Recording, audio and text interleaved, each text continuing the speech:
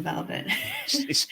I guess it depends on who the next Baker is, the new head coach. And I think that is a fair point to bring up, because we don't have a coach because of all the fun things that happened in the summer, which were stress-free. Nothing bad happened. No stress at all. It's actually no stress at all. But before we get to all those things, the kids, right? U17s, they don't make it out of CONCACAF qualifiers for the FIFA World Cup, but the U20s do have a solid showing in their tournaments. I would say their game against France, they kind of leave a little bit of meat on the bone there, where they could have maybe got away with a victory. And then their last matchup, I forget who it was against. Brazil, the own goal there. But you see in that group, I have floated the idea around that this group of U20s, and this is a lot of, as I've just said, it's not fair to put pressure on these players. I'm going to put pressure on these players.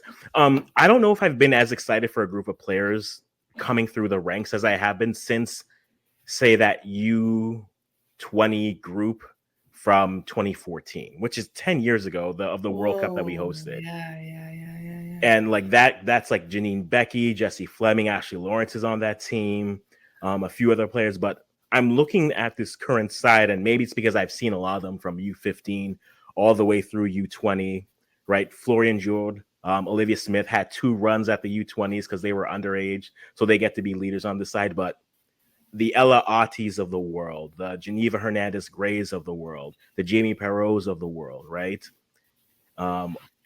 Marcassini, like I can keep saying, I've not been excited for a core group. And then, of course, oh, by the way, Annabelle Chukwu, who's out here just scoring goals. Like, I've not been excited for a group of young players like that in 10 years. And I'm very high on this group. Now, again, they have to develop. They have to take their own choices. And where they take their game will be up to them. Oh, and by the way, one of my favorites of that group who wasn't on the squad, Rosa Malouf, is still a thing. Yeah. And I'm going to continue to say Rosa Malouf is a thing. And we need to keep an eye on that. But the youth ranks of them, like, how did you feel that they ran through this year? And again, we've mentioned a lot of names talking through. Are there names for you that excite you? Yeah, I mean, I guess the youth year kind of started on kind of a low note because the U17s, and as you mentioned, failed to make it to the World Cup. And so we kind of got the same old narrative, like, oh, we're not keeping up at the youth level. Our players aren't good enough. We don't have pro opportunities, et cetera, et cetera. And so I think the U20 World Cup successfully put some of that to bed, which was nice because I feel like we have to have the same conversation over and over and over again. And you have a lot of good reasons to be excited about this group. And so obviously, you know, they didn't make it out of the group stage at the World Cup. I feel like we were maybe a little bit too positive considering that they actually didn't make it out of the group stage. But everyone was like, wow, these U20s. But, you know, they played really well against France. Did they? They lost to Spain. And remember, Florian scored, and then I had 2 minutes of joy, and then they gave up a goal right after. And I was like, I can't even celebrate. You're right. No, I'm misremembering. That's funny. And so I feel like we had good reason to be excited about this group because of how they showed against France, right? How they kind of dominated Fiji. And then additionally, they're using this opportunity of the World Cup to make moves in their school career. So for example, Janet Okeke, she transferred to FSU just recently. Kayla Briggs, she transferred from Providence to Michigan State. And right, so we're seeing these players really take that U20 World Cup cycle and kind of go to that next level of school, right? Because Providence or NC State are decent schools, but they're not top 10 schools. And so we want to see these players go to these top 10 schools. And then the third reason I think we could be excited about is that they actually will have opportunities now when they graduate, right? And so any of these U20 players, if they want to, they can go play in the NSL.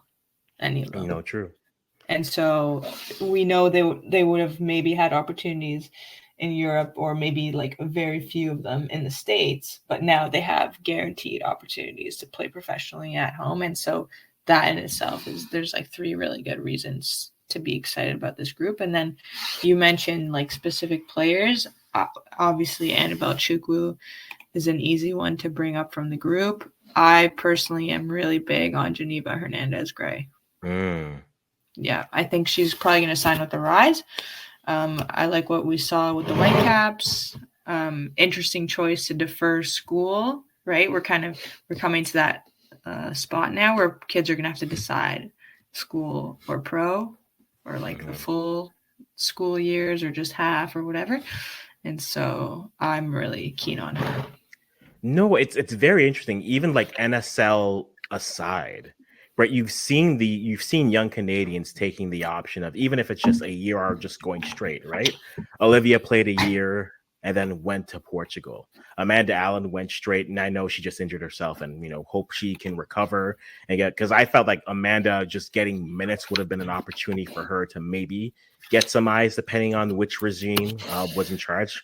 We'll talk about regimes there, but the idea of not needing the collegiate route has become more and more real. Even if you look at a player like, because realistically, the first one that we watched kind of do it was Jordan Huitema, when she just went to PSG straight out. And then after that, and then that was, I think, the interesting case study where you had Jordan Huitema at PSG, and then her teammate Julia Grosso, same team, leaves Texas, then goes to Italy and plays there. So you've seen players toy with the idea and do it. And I think when you have the NSL, that's an option. You have different leagues that are options.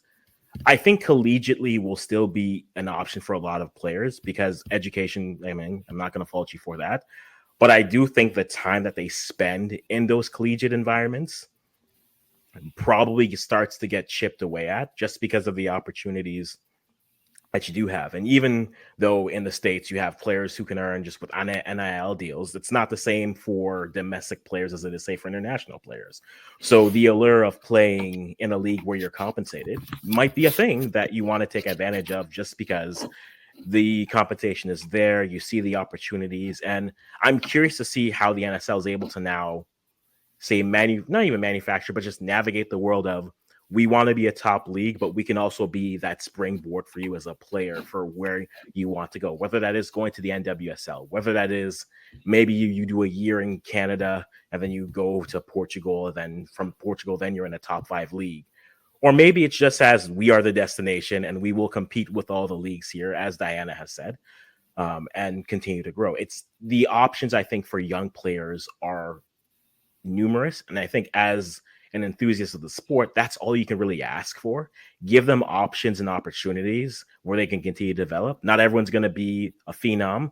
Some players are going to be late bloomers. But if you don't have leagues in Portugal, if you don't have leagues in Denmark, if you don't even have leagues in North America, you don't have the Marie Alidous, you don't have the Chloe Lacasses, those quote unquote late bloomers, or should have been bloomed earlier, but coaching staff didn't take a look at them.